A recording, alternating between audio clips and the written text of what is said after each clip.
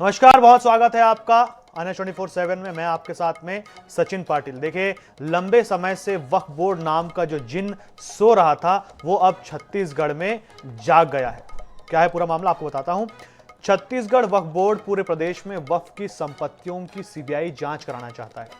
वक्फ board के अध्यक्ष doctor Salim राज के मुताबिक पूरे प्रदेश में 5,723 संपत्तियों पर अवैध कब्जा है। जी हां, जिनकी कीमत 5,000 करोड़ रुपए है।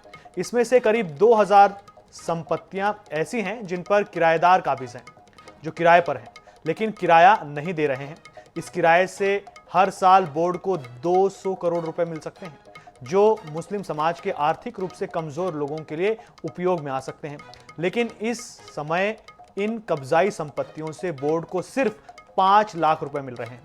ऐसे में बोर्ड मुस्लिम समाज के गरीब बच्चों की पढ़ाई लिखाई या अन्य जरूरतों के लिए कुछ कर नहीं पा रहा है। इसलिए बोर्ड के अध्यक्ष चाहते हैं कि इस वक्फ संपत्तियों की हेराफेरी की सीबीआई जांच हो, जिसका प्रस्ताव सरकार को भेजने की फिलहाल तैयारी चल रही है। और इसी मुद्दे पर हम चर्चा करेंगे। हमारे साथ में 3 मेहमान जुड़ गए हैं। मैं आपको उनसे इंट्रोड्यूस आपको करा देता हूं। रजनीश सिंह भाजपा से अपना पक्ष रखेंगे, पूर्व विधायक बीजेपी से।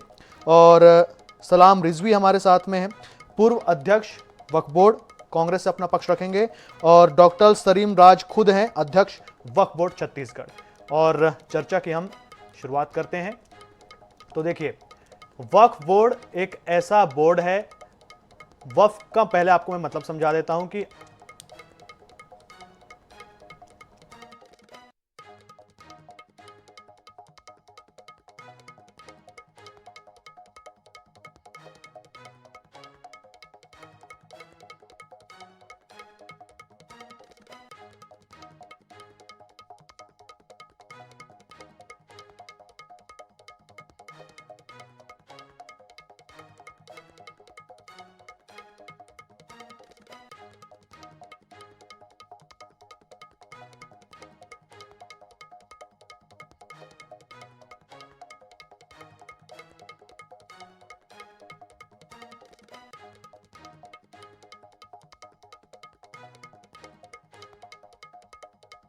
कि अल्लाह को गिफ्ट की गई जमीन, मतलब अल्लाह की जमीन। और इस जमीन का उपयोग किन के लिए किया जाता है? जो मुस्लिम वर्ग के गरीब लोग होते हैं, उनकी पढ़ाई लिखाई के लिए और उनकी जो ज़रूरतें होती हैं उसके लिए। लेकिन छत्तीसगढ़ वक्फ बोर्ड के अध्यक्ष का कहना है कि इस ज़मीन का जो इस्तेमाल है वो सही तरीके से नहीं हो पा रहा है, क्योंकि पैसे नहीं आ रहे हैं। संपत्ति हज़ारों करोड़ की है, लेकिन जो किराया आना चाहिए, जो मुनाफा होना चाहिए, वो बहुत कम है, वो सिर्फ लाखों में है। प्रदेश भर में वक्फ की 5,723 संपत्ति पर अवैध कब्जा है।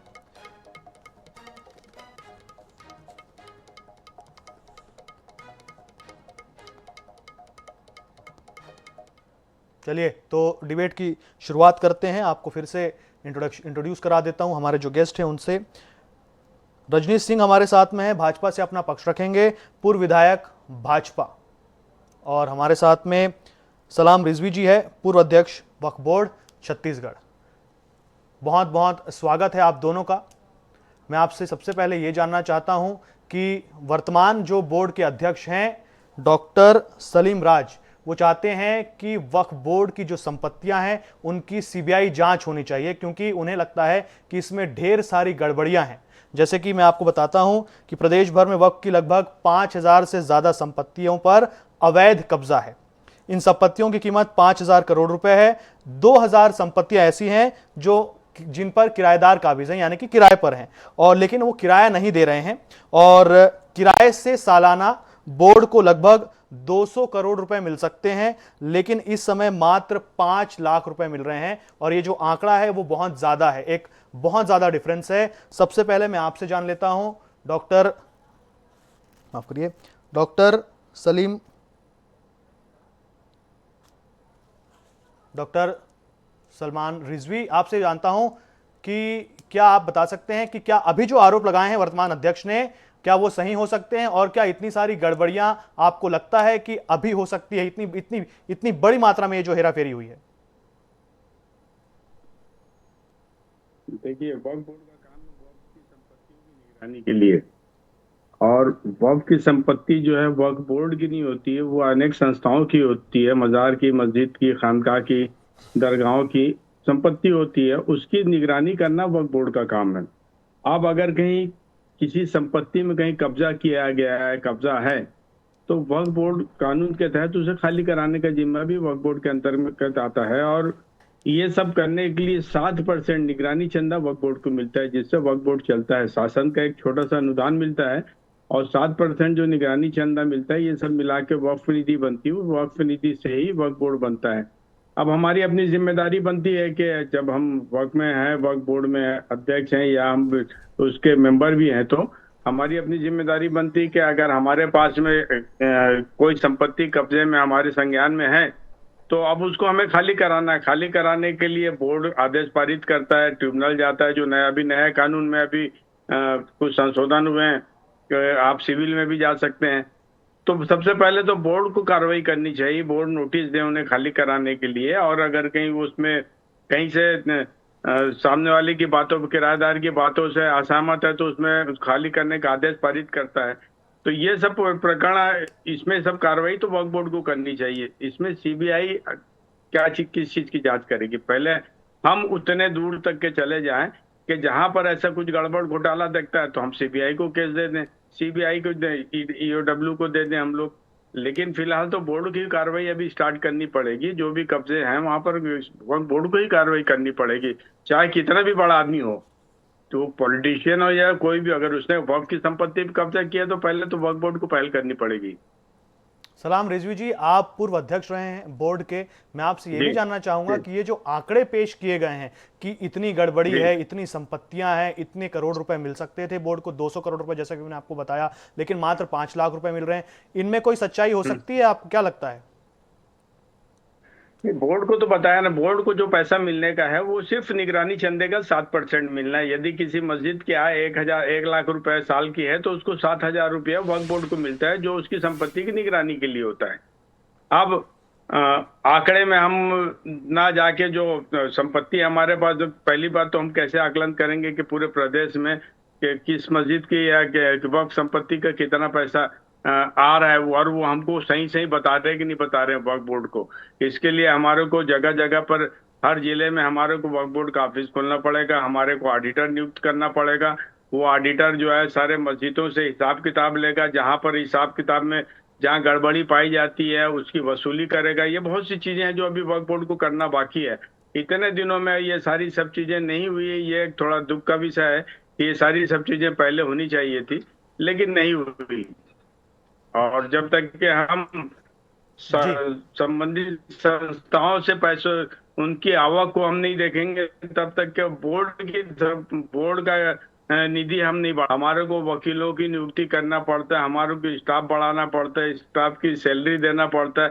बहुत से ऐसे खर्चे हैं जो वक्फ की संपत्ति को बचाने के लिए हमारे को खर्चे करने पड़ते हैं। लेकिन चूंकि पैसों की कमी आती है, बोर्ड को ही पैसों की कमी आती है, तो बोर्ड इसमें यहाँ पर लागिर हो जाता है कि खुद के पास पैसा नहीं होने के कारण वो ज्यादा एक्शन नहीं ले पाता। ठीक है सलाम साहब। डॉक्टर सलीम राज भी हमारे साथ जुड़ गए हैं, अध्यक्ष वक्फ बोर्ड। और आज की जो डिबेट है उसके मुख्य किरदार डॉक्टर साहब ही हैं, क्योंकि ये जो सीबीआई को जांच का जो प्रस्ताव है सरकार को भेजने का, इसकी चर्चा इन्होंने ही शुरू की है। इनसे ही जान लेते हैं। डॉक्टर साहब ये बताइए कि आपने जो आंकड़े दिए हैं कि 5,723 संपत्तियां हैं, और जिस तरीके से आपने बताया कि किराया जो है लगभग 200 करोड़ रुपए आ सकता था बोर्ड के पास में, लेकिन 5 लाख रुपए ही आ सकता है, और इतनी जो गड़बड़ियां इसमें हुई हैं, और इसके बाद आप कह रहे हैं कि इसकी सीबीआई जांच के लिए हम सरकार को प्रस्ताव भेजेंगे, इसकी क्या वजह है? देखिए साहब, छत्तीसगढ़ राज्य वक्फ बोर्ड लगातार कार्य कर रही है। माननीय सलाम रिजवी साहब भी 11 महीने काम कर रहे थे और बहुत बढ़िया तरीके से काम कर रहे थे। उन्होंने भी इतना दिए, नोटिस दिए, इतनी कार्रवाई की। बाकी कांग्रेस अपना वोट बैंक को खराब नहीं करना चाहती थी, इसलिए 11 महीने बाद ऐसे योग्य और सक्षम अध्यक्ष सलाम रिजवी साहब को हटा दिया गया है। इनके द्वारा भी कार्रवाई, और वास्तविकता सलाम रिजवी साहब को पता है कि वक्फ बोर्ड में बहुत गड़बड़ियां है, तो गड़बड़ियां दूर करने का काम सलाम रिजवी साहब कर रहे थे। बाकी कांग्रेस की सरकार ने इनको काम नहीं करने दिया, मैं इनके बिल्कुल साथ में हूँ। और बात रही वक्फ प्रॉपर्टी और वक्फ किराया, जितना वक्फ सिर्फ भू माफिया के रूप में काम किया है, समाज के उत्थान के लिए काम नहीं किया। ना एक हॉस्पिटल बनाया, ना शिक्षा के क्षेत्र में काम किया, न अन्य काम किया है। और अभी जो वक्फ की आमदनी हमको बढ़ाना है, वक्फ बोर्ड की आमदनी, वक्फ की आमदनी बढ़ेगी तो समाज के शिक्षा में लगना है, स्वास्थ्य में लगना है, और जो भी बच्चों को स्कॉलरशिप देना है उसके लिए हो जाएगा। जो वक्फ किया गया उसका मकसद था कि समाज उत्थान होना चाहिए। सामाजिक उत्थान नहीं हो पाया, सिर्फ जो समाज के जो मठाधीश बने थे, जो ठेकेदार बने थे, उन्हीं लोग ने वह प्रॉपर्टी में कब्जा कर लिया था। अब नया कानून आया है तो गरीबों का हक गरीबों को कैसा मिले। चलिए रंजीत सिंह से भी जान लेते हैं, माफ करिए डॉक्टर साहब, रंजीत सिंह से भी जान लेते हैं। क्या लगता है रंजीत सिंह जी, जो अभी जो नया कानून आया है संशोधित होकर के, अब क्या वाकई जिन्हें जो पैसा मिलना चाहिए, जिनके हक में ये पैसा खर्च होना चाहिए, क्या अब वो हो जाएगा? देखिए सचिन जी, अभी पिछले 3-4 महीने से यदि देखें तो ये वक्फ कानून जो पुराना है, नया है, जो संशोधन हुआ है, पूरे देश में एक चर्चा का विषय रहा है। और जो हमारे अभी वर्तमान अध्यक्ष सलीम राज जी और पूर्व अध्यक्ष सलमान जी जो बता रहे थे, ये साबित कर रहा है कि इनकी स्थिति क्या थी।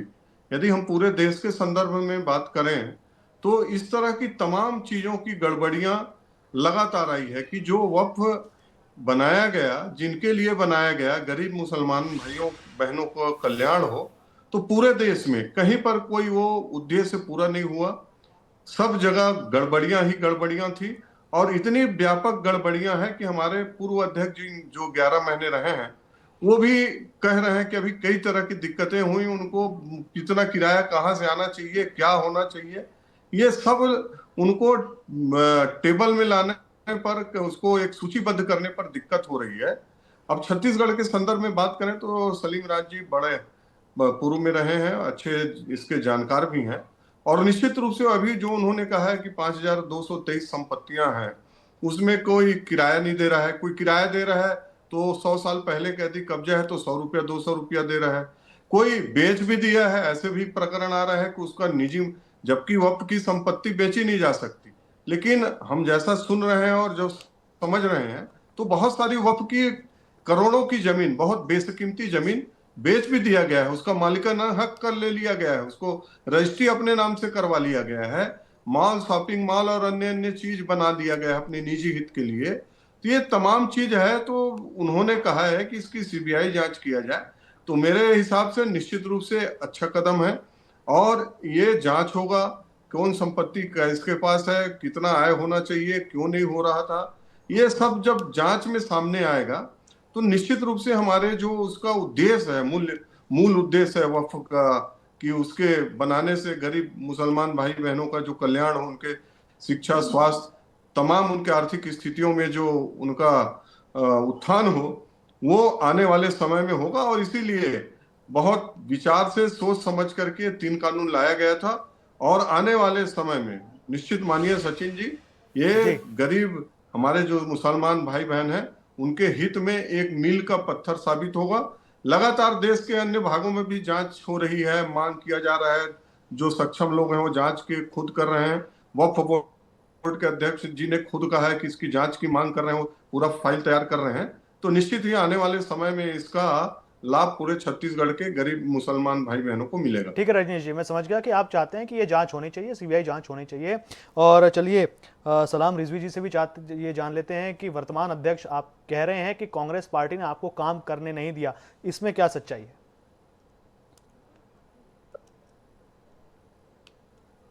सच्चाई तो है। मैं जिससे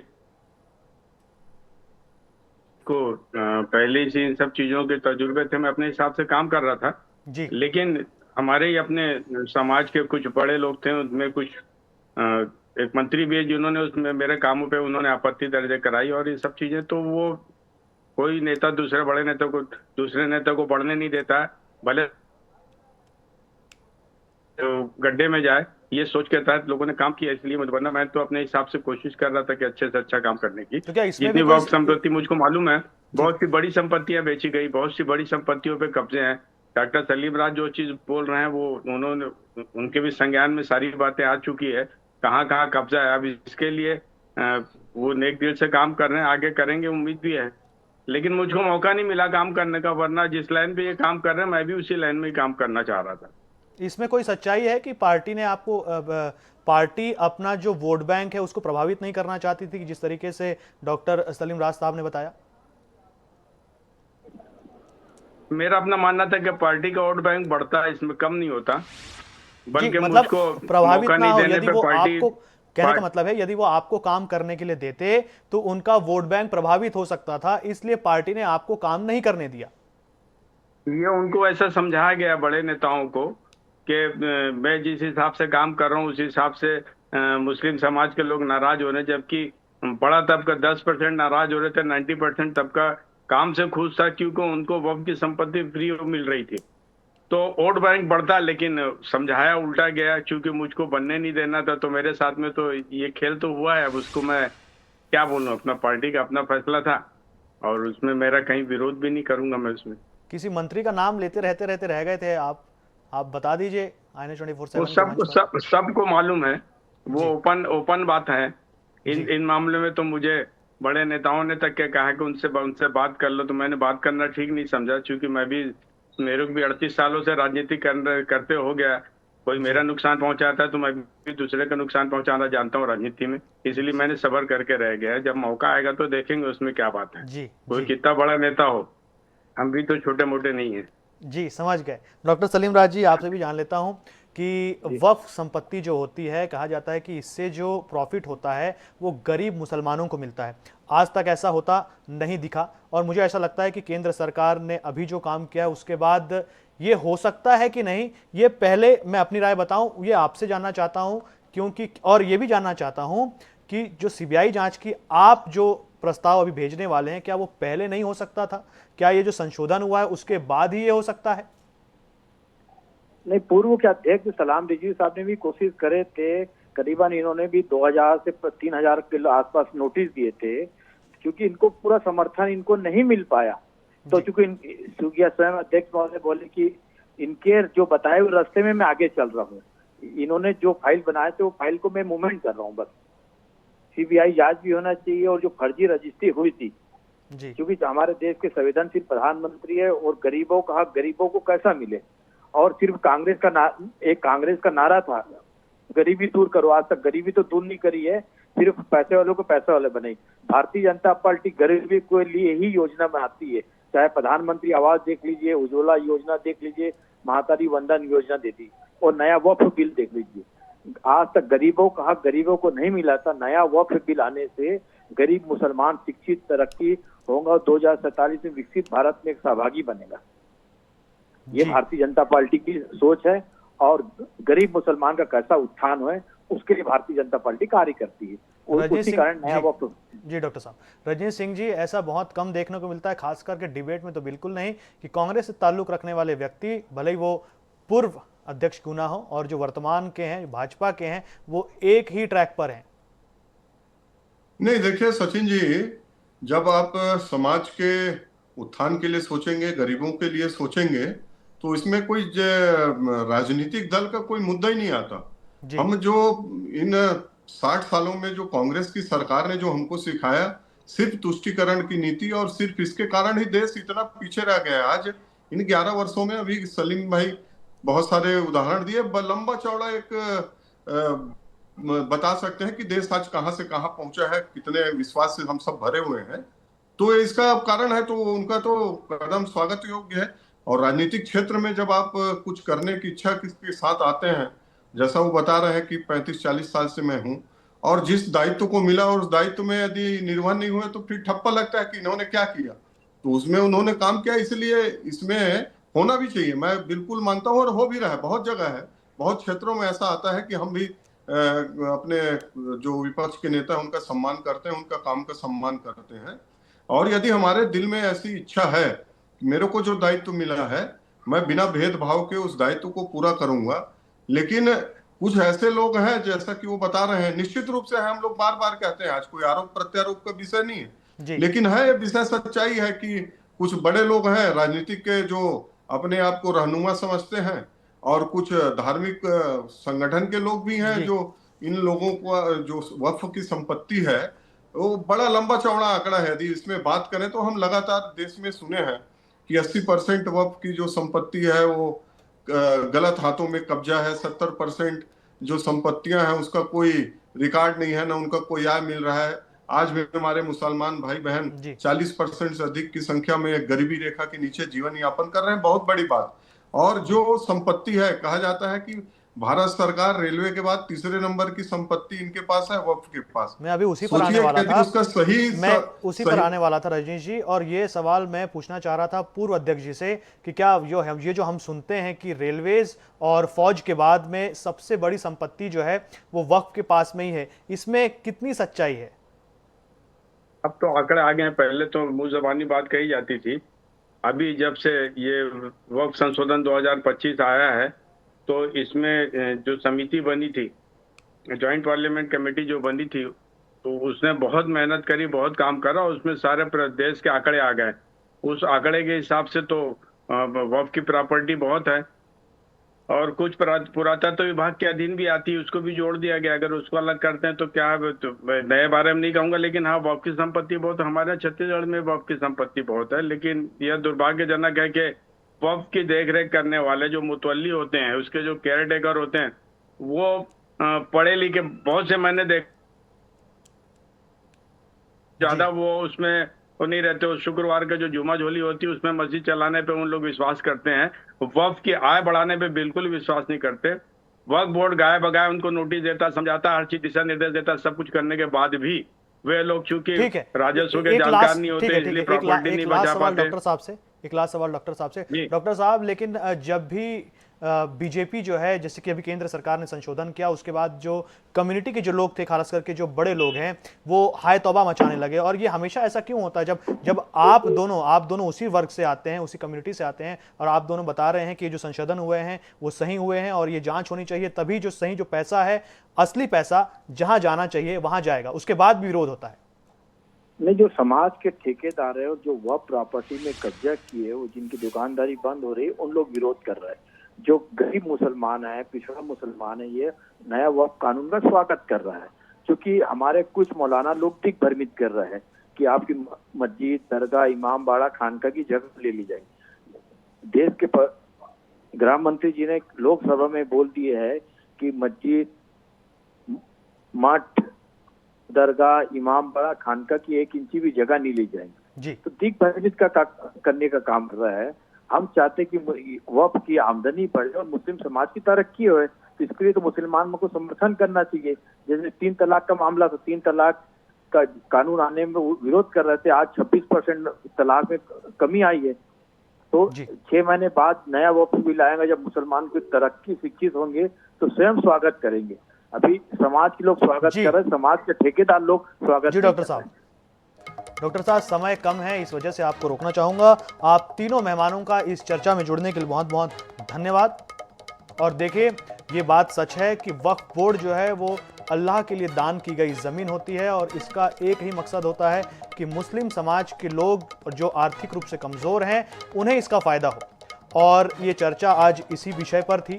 अब यदि सीबीआई की जांच होती है, किसी भी तरह की जांच होती है, और उसके बाद जो कब्जाधारी हैं अगर उन पर कार्रवाई होती है, तो इस जांच का स्वागत है। इस चर्चा में फिलहाल इतना ही। मैं सचिन पाटिल आपसे इजाज़त लेता हूँ। नमस्कार।